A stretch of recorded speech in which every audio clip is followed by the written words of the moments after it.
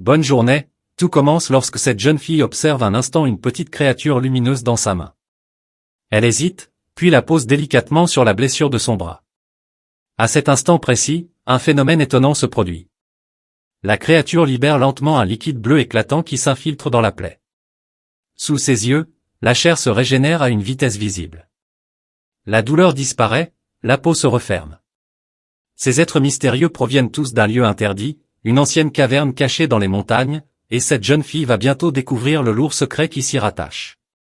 Plusieurs siècles auparavant, un souverain ambitieux avait conduit ses soldats dans cette caverne. À l'intérieur, ils découvrirent 3 œufs gigantesques, prêts à éclore. Mais leur intrusion provoqua la fureur de la créature qui protégeait cet endroit. Dans un déferlement de flammes, l'armée fut anéantie. Face au carnage, le souverain s'agenouilla et implora le pardon. Il promit n'importe quoi pour sauver sa vie. La créature accepta, mais condamna sa lignée à une souffrance transmise de génération en génération. Le temps passa, et le royaume bâti sur ce pacte prospéra. Ailleurs, une petite famille royale luttait pour survivre. Afin d'obtenir richesse et protection, le père accepta un marché cruel, offrir sa fille en mariage à une puissance étrangère. Cette jeune fille fut accueillie avec faste à la cour. Elle rencontra celui qui devait devenir son époux, un homme courtois et rassurant. Tout semblait annoncer un avenir radieux. Mais dans l'ombre, des accords secrets se nouaient. Lorsque le père ressortit des négociations, son visage était marqué par la honte et la peur. La belle-mère tenta de comprendre, sans succès. Plus tard, elle échangea avec la souveraine du royaume, qui lui rappela froidement que cette union n'était qu'un échange, de l'or contre une épouse, rien de plus. La veille de la cérémonie, la belle-mère tenta d'alerter cette jeune fille, mais sans preuve ni explication claire, comment renoncer à une vie promise à l'abondance. Le lendemain, le mariage eut lieu.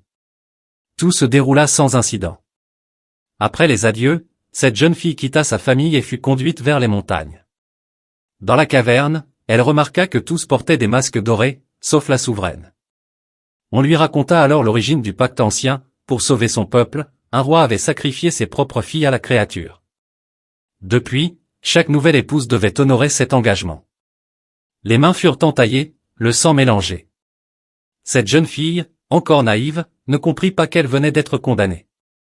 On lui demanda de jeter de l'or dans le vide, puis de fermer les yeux.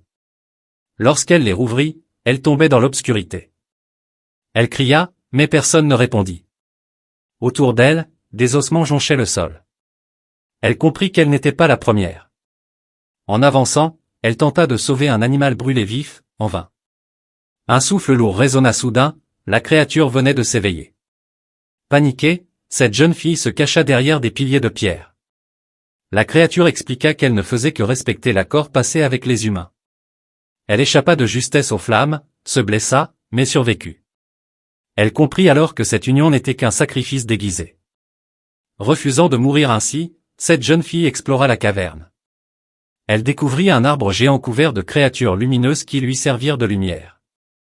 Plus loin, elle trouva de l'eau, se reposa, puis constata au réveil que ses blessures avaient guéri.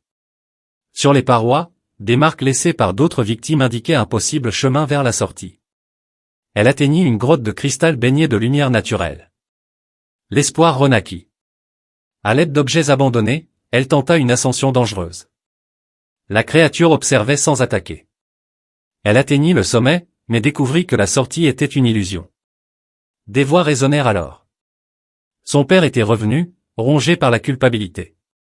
Il tenta de la sauver, mais fut mortellement blessé. Avant de mourir, il lui indiqua une corde menant vers l'extérieur.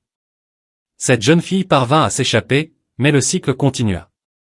Pour apaiser la créature, la souveraine offrit une autre enfant en sacrifice. Refusant cette injustice, cette jeune fille retourna dans la caverne. Elle utilisa son intelligence pour détourner l'attention de la créature, retrouva sa sœur blessée et affronta la bête. Au lieu de l'achever, elle utilisa les créatures lumineuses pour soigner ses blessures. Elle comprit alors que le véritable monstre n'était pas la créature, mais les humains qui avaient entretenu ce pacte cruel. De retour au royaume, cette jeune fille révéla la vérité et mit fin au cycle des sacrifices.